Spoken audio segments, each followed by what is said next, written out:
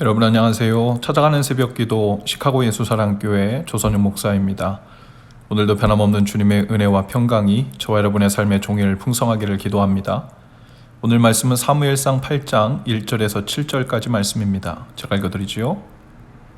사무엘은 늙자 자기의 아들들을 이스라엘의 사사로 세웠다. 맏아들의 이름은 요엘이요 둘째 아들의 이름은 아비야다. 그들은 브엘세바에서 사사로 일하였다. 그러나 그 아들들은 아버지의 길을 따라 살지 않고 돈벌이에만 정신이 팔려 뇌물을 받고서 치우치게 재판을 하였다.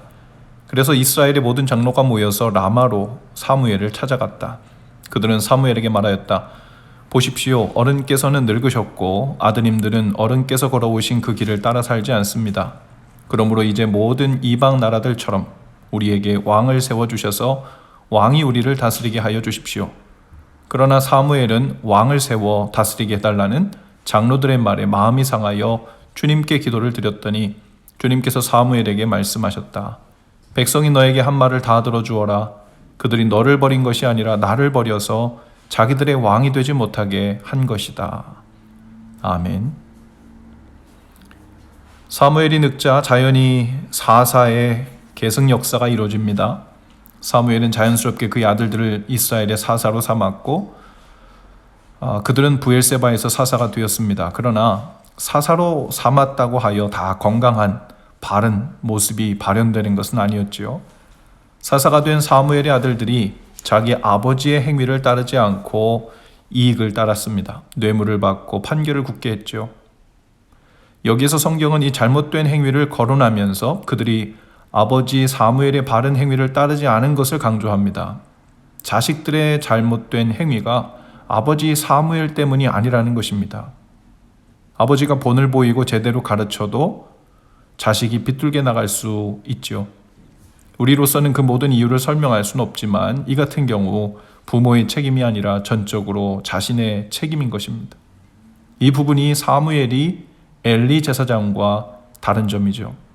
엘리 제사장은 자기 자신이 제사장으로서 좋지 않은 본을 보였고 자식들을 잘못 가르친 탓도 컸기 때문에 아들들이 타락한 것이었지만 사무엘은 좋은 본을 보였음에도 불구하고 아들들이 타락한 것이었습니다. 이스라엘의 모든 장로들이 이 일을 두고 논의하러 사무엘을 찾아갑니다. 그들은 사무엘은 늙어서 이제 사사가 되기 힘들다고 말하고 아들들은 사무엘의 행위를 따르지 않으니 부적합하다고 말합니다. 그와 같은 상황에서 장로들의 결론은 그들도 이방 나라들과 같이 왕을 세워 다스리게 해달라는 것이었죠.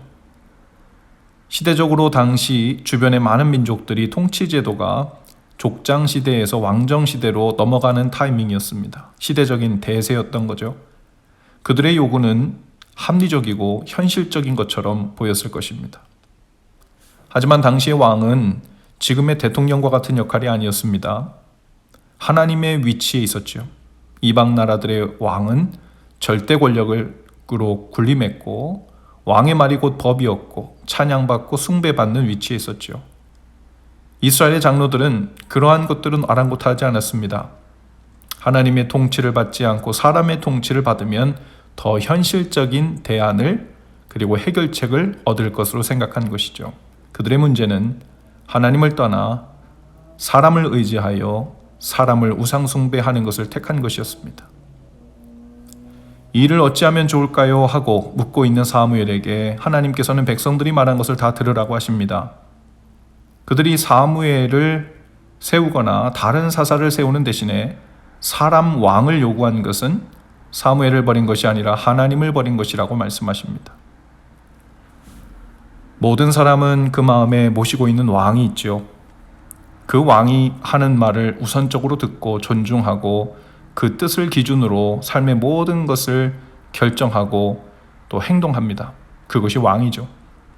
나에게 그런 역할을 하고 있는 것이 하나님이 아니고 하나님의 말씀이 아니라면 우리는 그 무언가를 우상숭배하고 있는 것이죠. 그 자리에 어쩌면 내가 존경하는 사람을 둘 수도 있고 그 자리에 어떤 삶의 이론이나 세계관 혹은 돈을 둘 수도 있을 것입니다. 가장 많은 경우 그 자리에 우리 자신을 두고 왕의 역할을 하고 살기도 하죠.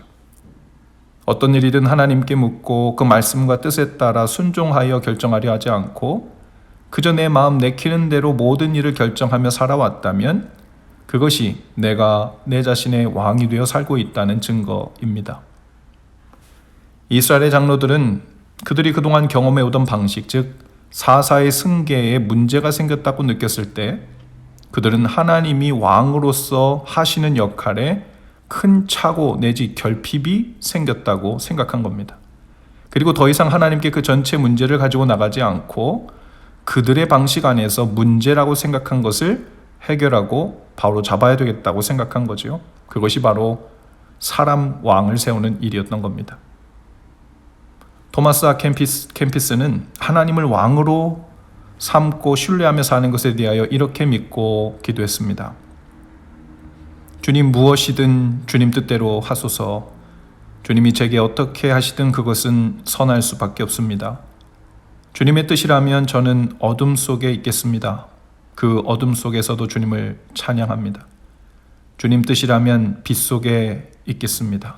역시 주님을 찬양합니다. 위로를 주셔도 주님을 송축하고 고난을 주셔도 똑같이 주님을 송축합니다. 오늘 우리의 삶에도 하나님의 통치 아래에서 무언가 중대한 착오와 문제가 생겼다고 느껴질 때가 있을 겁니다. 하지만 그것은 하나님의 왕 되심을 흔들 일이 아니죠. 우리가 문제와 결핍이라고 느끼는 것들도 왕이신 하나님께서 우리의 삶을 기경하고 선을 이루어 가시는 재료임을 신뢰해야 하죠. 사무엘처럼 하나님께 묻고 신뢰하며 기다려야 합니다. 그것이 하나님을 왕으로 모신 사람들의 삶입니다. 오늘도 우리 마음속, 우리 삶 속에 하나님의 왕권을 더욱 든든히 해 가시는 성공하는 승리의 삶 되실 수 있기를 주님의 이름으로 축복합니다. 기도합시다. 주님, 우리 삶의 모든 형편에서도 여전히 하나님만이 왕이심을 선포합니다. 하나님 외에 그 어떤 것도 어떤 사람도 그 자리에 앉히지 않겠습니다. 왕이신 하나님의 다스림이 오늘 저희 삶에 더 풍성히, 더 온전히 경험되게 하옵소서. 예수님 이름으로 기도합니다. 아멘. 여러분, 오늘도 예수 사랑으로 화이팅입니다. 내일 아침에 다시 찾아뵙지요.